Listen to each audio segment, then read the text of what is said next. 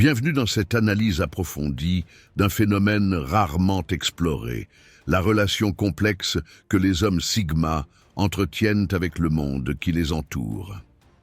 Je suis spécialiste en dynamique comportementale des hommes Sigma, et aujourd'hui, nous plongerons dans les profondeurs psychologiques de ces individus énigmatiques qui semblent naviguer dans notre société avec une indifférence calculée.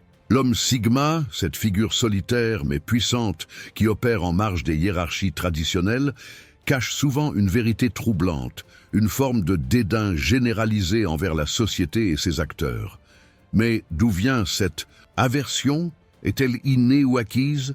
Comment se manifeste-t-elle dans leur quotidien? Et surtout, quel impact a-t-elle sur leur parcours de vie? Ce que vous découvrirez dans cette analyse risque de bouleverser vos perceptions et de vous offrir des insights précieux si vous vous identifiez à ce profil ou si vous côtoyez ces loups solitaires.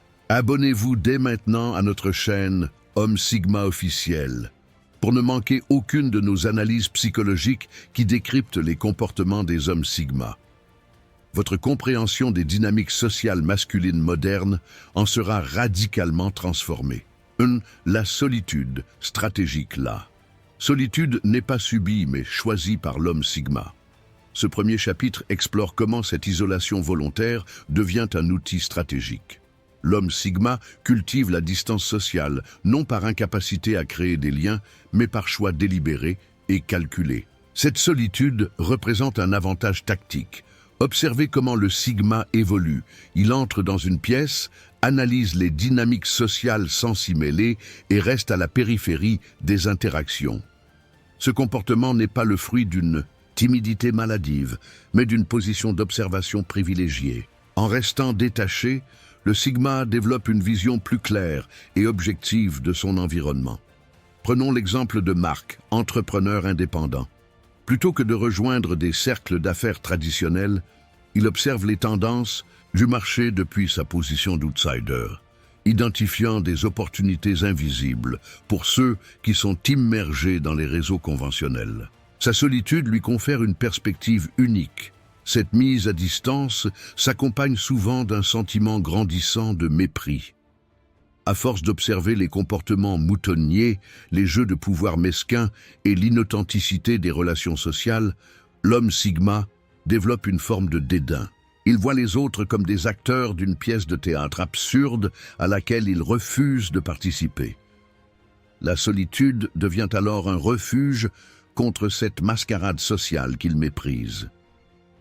Elle n'est plus simplement un outil stratégique, mais un sanctuaire où il peut exister selon ses propres termes, libre des attentes et obligations qu'il perçoit comme dénuées de sens. Dans ce sanctuaire, la haine silencieuse des conventions sociales peut grandir sans être diluée par la conformité. Paradoxalement, cette solitude qui nourrit son aversion pour les comportements de groupe renforce aussi sa capacité d'autonomie.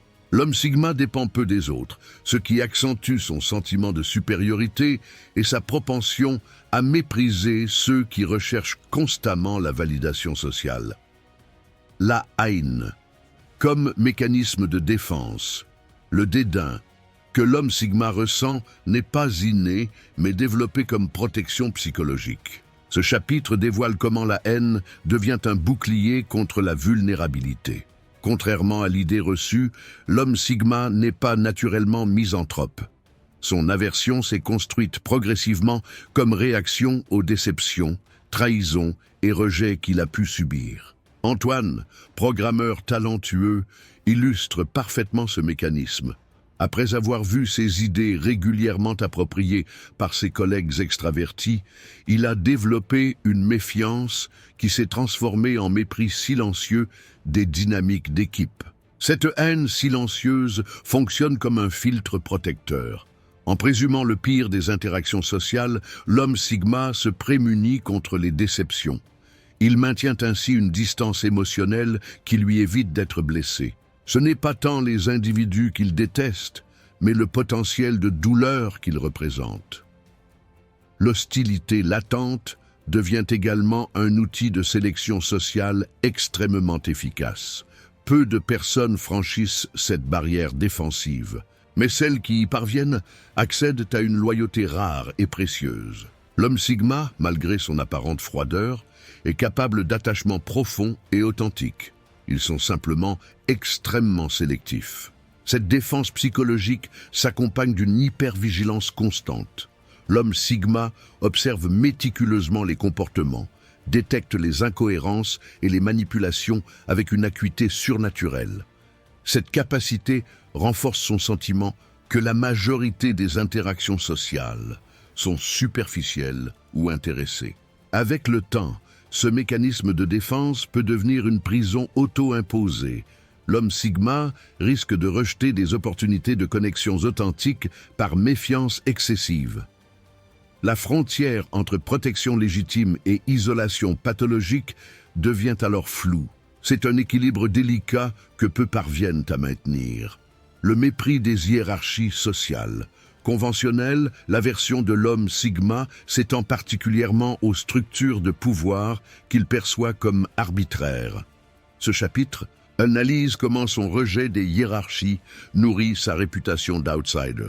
L'homme Sigma observe les échelons sociaux, que ce soit en entreprise, dans les cercles mondains ou même dans les groupes d'amis, avec un scepticisme manifeste.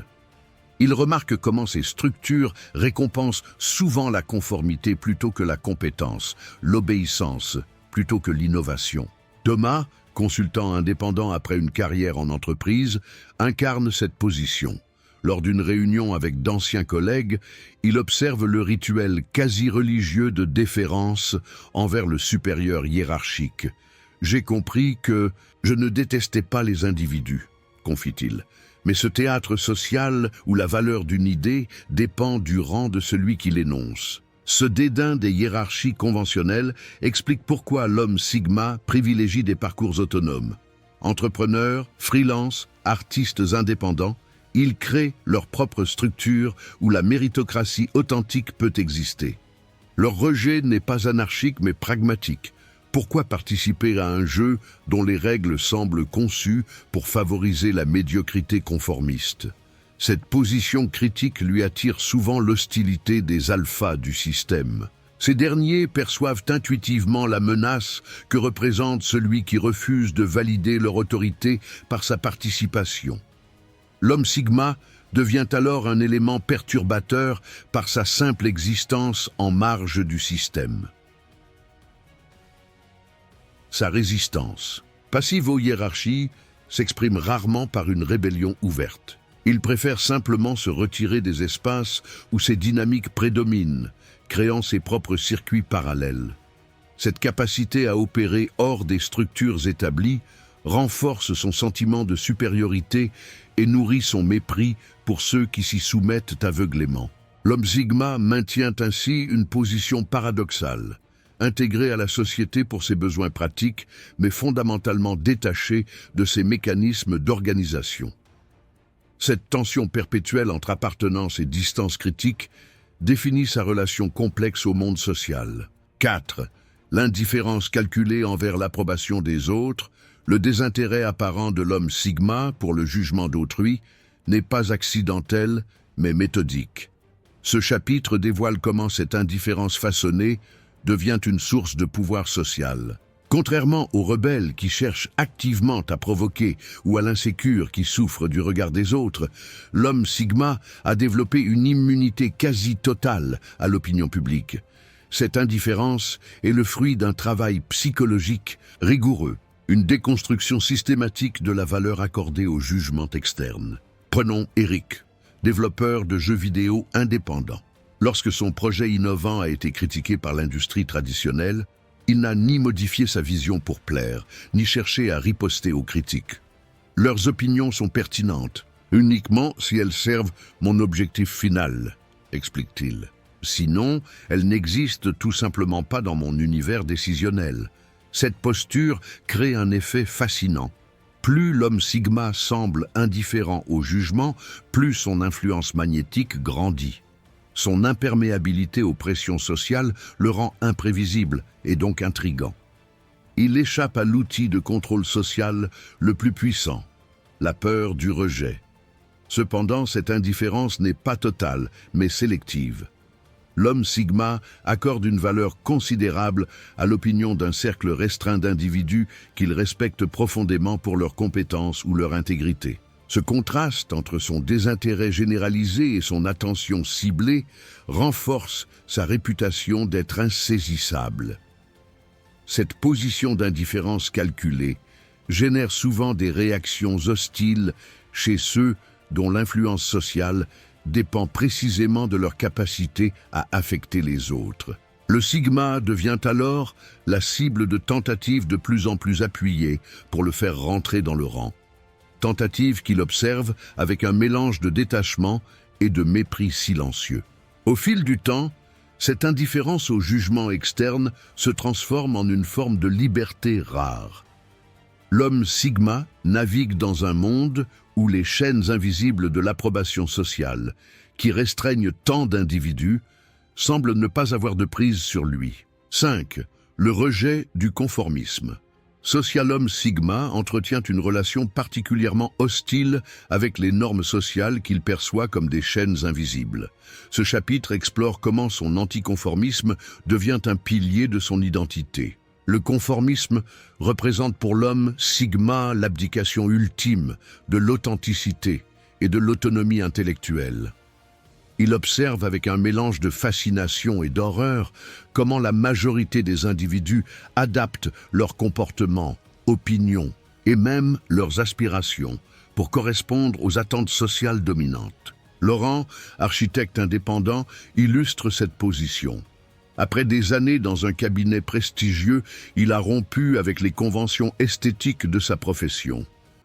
J'ai réalisé que je concevais des bâtiments pour impressionner mes pairs plutôt que pour servir leurs habitants, explique-t-il. Le jour où j'ai compris que mon travail était devenu un exercice de conformité, quelque chose s'est brisé en moi. Cette rupture avec le conformisme s'étend à tous les domaines de la vie du sigma. Ses choix professionnels, ses relations, ses loisirs et même son apparence.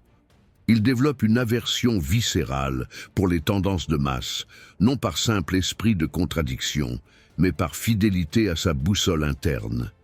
Face à la pression constante pour se conformer, l'homme sigma développe une forme de mépris protecteur. Ce dédain lui permet de résister à l'attraction puissante du groupe, cette force gravitationnelle sociale qui ramène constamment vers la moyenne.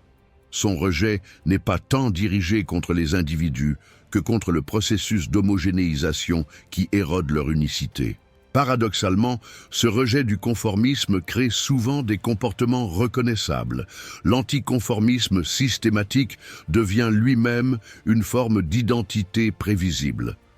Les sigmas les plus lucides reconnaissent ce paradoxe et maintiennent une vigilance constante même envers leurs propres réactions contre-culturelles.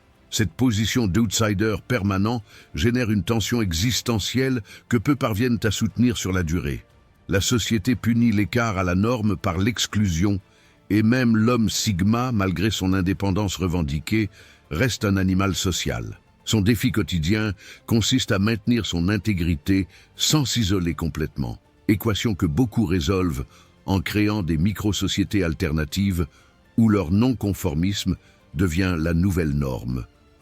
L'autosuffisance émotionnelle. Comme bouclier, l'autonomie émotionnelle de l'homme sigma est à la fois sa plus grande force et la source de son détachement.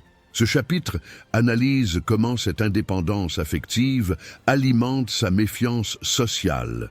Contrairement à la majorité qui puise son énergie émotionnelle dans les interactions sociales, l'homme sigma a développé la capacité de générer son équilibre psychique de l'intérieur. Cette autosuffisance n'est pas innée mais construite, souvent en réponse à des expériences où la dépendance émotionnelle s'est révélée douloureuse.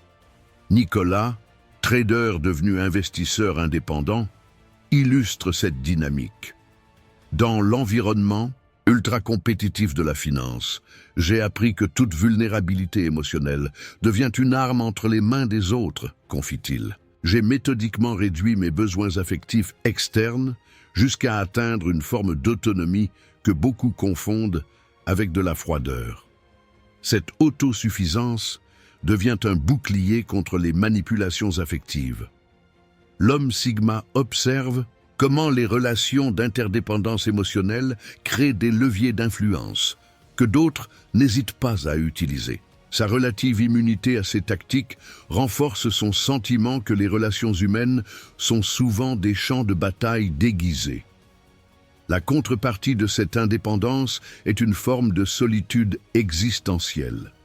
Même entouré, l'homme Sigma maintient une distance émotionnelle qui le protège mais l'isole. Cette position d'observateur perpétuel des dynamiques affectives, sans y participer pleinement, nourrit son regard critique sur les interactions qu'il juge souvent superficielles ou instrumentalisées. Avec le temps, cette autosuffisance peut se transformer en prison dorée. L'homme Sigma risque de rejeter systématiquement toute forme d'intimité authentique par crainte de compromettre son autonomie chèrement acquise. Sa méfiance devient alors une prophétie autoréalisatrice. En refusant toute dépendance émotionnelle, il confirme sa théorie que les relations profondes sont impossibles. Les Sigma qui évoluent au-delà de ce stade parviennent à distinguer l'interdépendance saine de la codépendance toxique. Ils développent la capacité de s'ouvrir sélectivement sans compromettre leur intégrité émotionnelle, équilibre rare qui caractérise les hommes Sigma véritablement matures. 7. La perception cynique des relations humaines. L'homme Sigma développe une vision désenchantée des motivations qui sous-tendent les comportements sociaux. Ce chapitre explore comment son cynisme relationnel forge sa posture distanciée. Là où d'autres voient des interactions spontanées, l'homme Sigma perçoit des calculs stratégiques.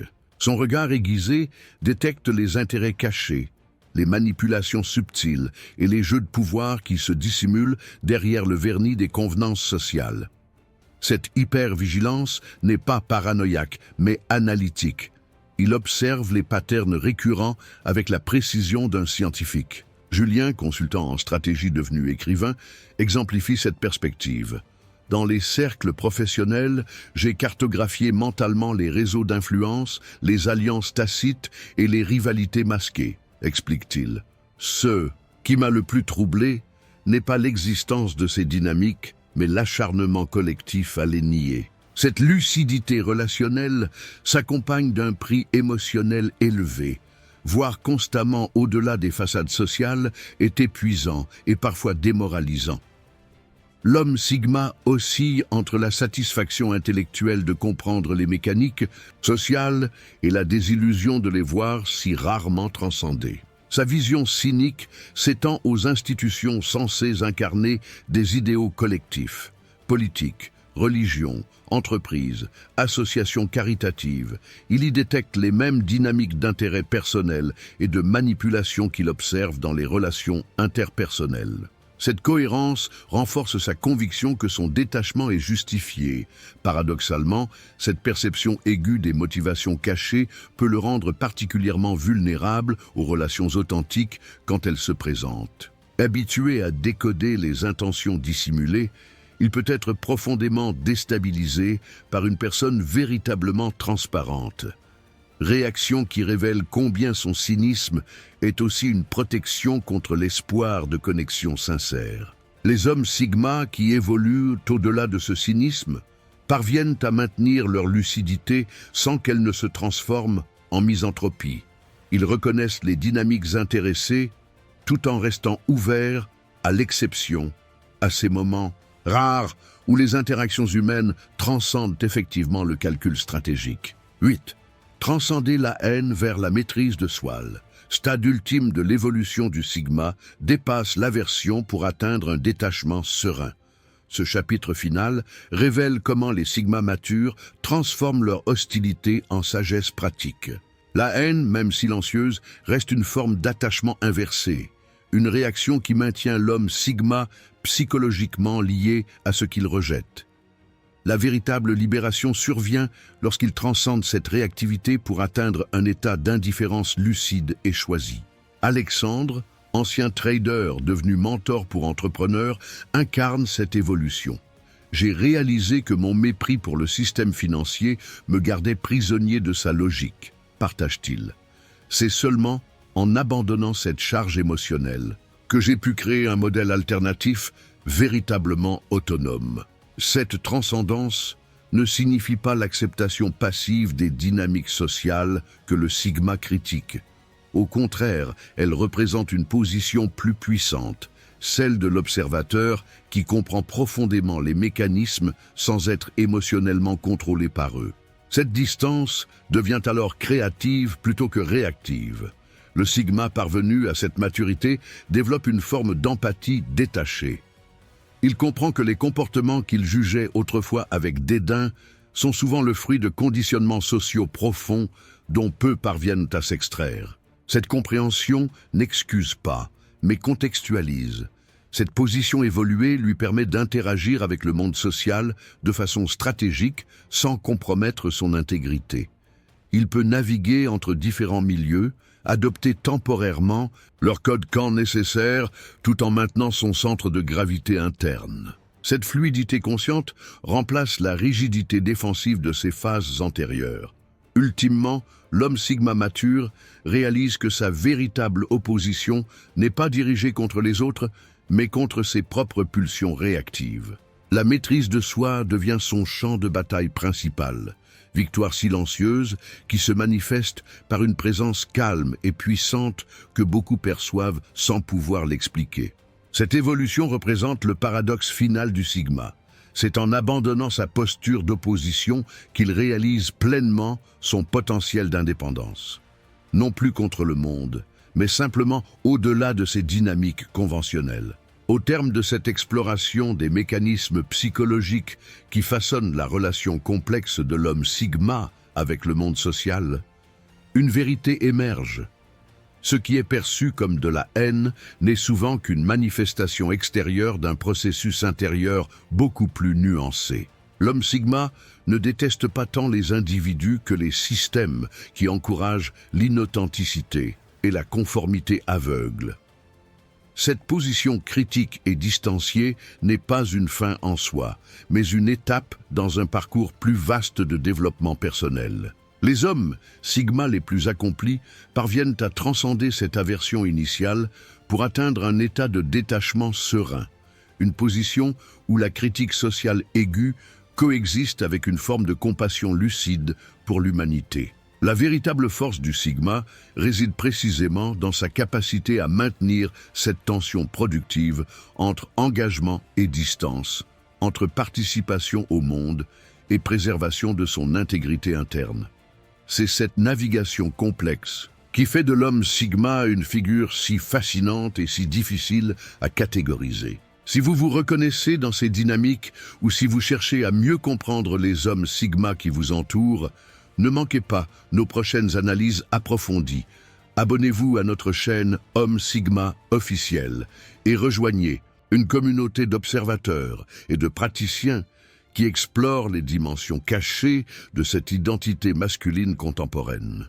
Votre vision des dynamiques sociales en sera profondément enrichie, vous permettant de naviguer avec plus de discernement dans le labyrinthe complexe des relations humaines modernes.